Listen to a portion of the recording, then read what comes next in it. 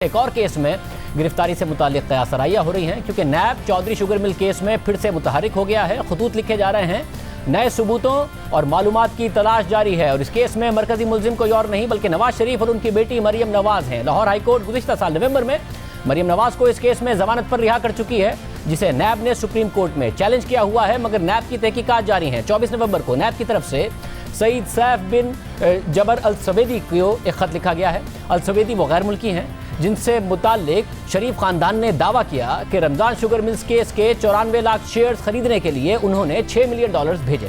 جبکہ نیب کو لگتا ہے کہ یہ پیسے شریف خاندان کے اپنے ہیں اور دیگر غیر ملکیوں کا سہارا لے کر شریف خاندان کرپٹ پریکٹسز اور منی لانڈرنگ کا مرتکب ہوا ہے۔ اب نیب اس حوالے سے مزید تحقیقات کر رہا ہے۔ نیب کی طرف سے سعید سیف بن جبر السویدی کو لکھے گئے خط کے مطابق آپ کو چودھری شوگر مل کیس سے متعلق معلومات اکٹھا کرنے کے لیے یہ خط لکھا جا رہا ہے اور اس کیس میں چودھری شوگر ملز کی مینجمنٹ اور اس کے مالکان کے خلاف جس میں نواز شریف اور مریم نواز شامل ہیں تحقیقات جاری ہیں۔ نیب نے اپنے خط میں موقف اختیار کیا ہے کہ اب تک ہونے والی تحقیقات میں یہ ظاہر ہوا ہے کہ آپ 1999 سے لے کر 2008 تک چودھری شوگر مل میں اکثریتی شیئر ہولڈر رہے ہیں۔ اس پس منظر میں آپ سے کچھ سوالات کے جوابات درکار ہیں۔ خط کے مطابق بتایا جائے کہ آپ کے شریف خاندان بالخصوص نواز شریف مریم نواز کے ساتھ مالی تعلقات کی کیا نوعیت رہی ہے۔ کیا آپ نے چودھری شوگر ملز کے 94 لاکھ شیئرز کی خریداری کے لیے کوئی سرمایہ کاری کی ہے؟ کیا نواز شریف یا ان کے خاندان کے کسی فرد نے آپ کے ساتھ مل کر متحدہ عرب امارات میں سرمایہ کاری کی ہے؟ اس حوالے سے ضروری دستاویزات کے ساتھ تفصیلات دی جائیں۔ نیب نے اپنے خط میں مزید پوچھا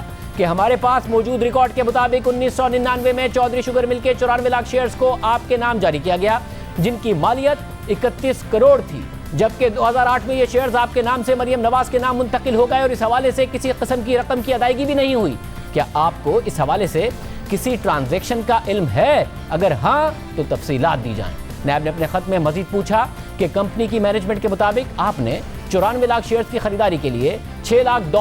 چودھری شوگر ملز کے اکاؤنٹ میں بھیجے۔ بتایا جائے کہ کیا آپ نے واقعی یہ رقم بھیجی تھی اور یہ بھی بتایا جائے کہ یہ $6 ملین کی رقم آپ کی اپنی تھی اور یہ شیئرز کی خریداری کے لیے بھیجی تھی، یا یہ نواز شریف اور ان کے خاندان کی اپنی رقم تھی جسے آپ نے واپس کیا تھا۔ اب یہ خط لکھا گیا ہے اور نیب مزید معلومات کا انتظار کر رہا ہے۔ سپریم کورٹ میں وہ پہلے ہی مریم نواز کی ضمانت کو چیلنج کر چکا ہے، لیکن لاہور ہائی کورٹ نے اپنے ضمانتی فیصلے میں کیا کہا تھا اور کن بنیادوں پر مریم نواز کو ضمانت دی تھی، اس کا بھی جائزہ لیتے ہیں۔ لاہور ہائی کورٹ کے فیصلے کے مطابق پروسیکیوشن نے یہ کیس ہی نہیں بنایا کہ متحدہ عرب امارات میں ریئل اسٹیٹ میں کی گئی سرمایہ کاری کے پیسے کسی جرم سے حاصل کیے گئے تھے، نہ ہی پروسیکیوشن نے یہ کیس بنایا کہ متحدہ عرب امارات سے آنے والا پیسہ بلیک منی ہے یا وہ پیسہ کسی عالمی طور پر تسلیم شدہ جرم سے حاصل کیا گیا ہے۔ اب تک نیب ان غیر ملکیوں سے مریم نواز شریف کا تعلق نہیں جوڑ سکا ہے اور نیب کو اس حوالے سے مزید کام کرنے کی ضرورت ہے۔ لیکن کیا نئے شواہد کے بعد نیب دوبارہ مریم نواز کی گرفتاری کر سکتا ہے؟ کیا جو مزید شواہد ہیں وہ مریم نواز کو مشکل میں ڈال سکتے ہیں؟ نیب کے سابق پروسیکیوٹر ہمارے ساتھ موجود ہیں، عمران شفیق صاحب۔ عمران شفیق صاحب بہت شکریہ۔ صاحب یہ بتائیے گا کہ چودھری شوگر مل کے حوالے سے کیس بنا، مریم نواز کو لاہور ہائی کورٹ نے ضمانت دی، اپیل سپریم کورٹ میں ہے، اگر نئی ایویڈنس آتی ہے اسی کیس کے حوالے سے تو کیا ممکن ہے کہ ان کی ضمانت منسوخ ہو سکے، مریم نواز دوبارہ گرفتار ہو سکے؟ خاندادہ صاحب، جب ایک دفعہ بیل ہو جائے اگر کسی ملزم کی کسی کیس میں تو اس کے لیے بہرحال واحد راستہ اس کو بیل کینسلیشن کا ہے، اور آپ نے بتایا جیسا کہ سپریم کورٹ میں اس کی کینسلیشن کے لیے درخواست پینڈنگ ہے نیب کی طرف سے۔ اچھا، کینسلیشن کی بھی پاکستان کا قانون بڑا واضح ہے۔ کینسلیشن کے بارے میں نیب کا قانون یہ کہتا ہے کہ پاکستان کا قانون یہ کہتا ہے کہ اگر کسی ملزم کو ضمانت دے دی جائے تو ضمانت جو کینسل تب ہوگی یا تو ہائی کورٹ کا آرڈر جس نے ضمانت دی وہ بہت ہی کوئی انلیگل ہے اور پرورس ہے، یا پھر دوسری یہ ہے کہ ملزم کے بھاگ جانے کا، ایبسکونڈ ہونے کا خدشہ ہے، یا پھر ٹرائل میں obstruction کا خطرہ ہے، یا پھر کوئی ایسی سچویشن ہے کہ جس کو مس یوز آف بیل میں آ رہا ہے اور آپ وٹنسز کو یا ٹرائل کی جو شہادت ہے نیب کے کیسوں کی اس کو ٹیمپر ہونے کا خطرہ ہے۔ اچھا، یہ اس طرح کی ساری سچویشن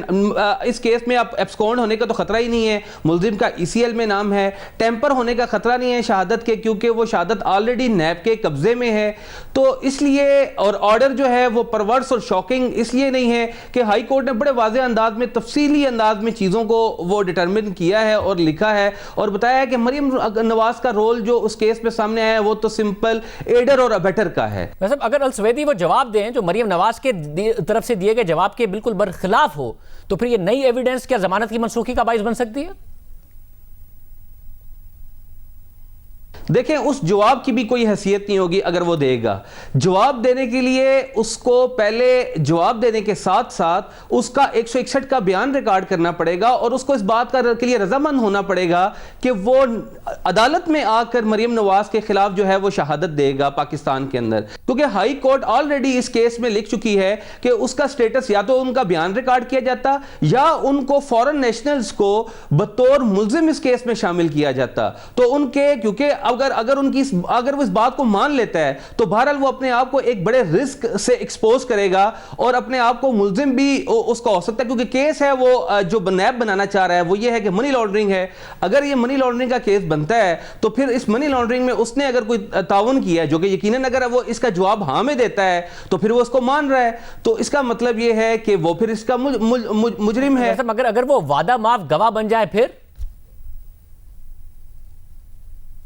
بالکل وعدہ معاف گواہ بن سکتا ہے, لیکن وعدہ معاف گواہ کے لیے اسے دو کام کرنے پڑیں گے. پہلے پاکستان میں ایک میجسٹریٹ کے سامنے دفعہ 164 کا بیان دینا پڑے گا, میجسٹریٹ اس کا بیان ریکارڈ کرے گا اور دوسرا کام اسے یہ کرنا پڑے گا پھر اس بیان کی تائید کے لیے دوبارہ عدالت میں آ کر جب اس مقدمے کا ٹرائل جہاں چل رہا ہے, جہاں چالان اس کا سبمٹ ہوگا, اس میں آ کر اس کے عدالت کے سامنے پیش ہونا پڑے گا اور مریم نواز کے یا باقی جو ملزمان ہیں ان سب کے گواہ ان کے وکلاء جو ہے وہ اس پر جرح کریں گے اور جرح کے ذریعے اس کی شہادت کو وہ دیکھا جائے گا کہ وہ درست ہے یا غلط ہے. تو اس لیے یہ ایک محض اس کو مان بھی لیا جائے, اگر وہ مان بھی لیتا ہے یہ ساری باتوں کو تو بہرحال اس خط کی جواب کی کوئی حیثیت نہیں ہوگی جب تک کہ وہ بطور گواہ پاکستانی عدالتوں کے سامنے جو ہے وہ اپنے آپ کو پیش نہیں کرتا یا پھر نیب اس کو ملزم بنا کر UAE سے MLA کے مطابق اس کے ذریعے ایویڈنس کلیکٹ نہیں کرتا یا اس کو ملزم بنا کر اس کے خلاف ٹرائل کا یا مقدمے کا جو بھی پروسیس ہے وہ اس کو مکمل نہیں کرتا.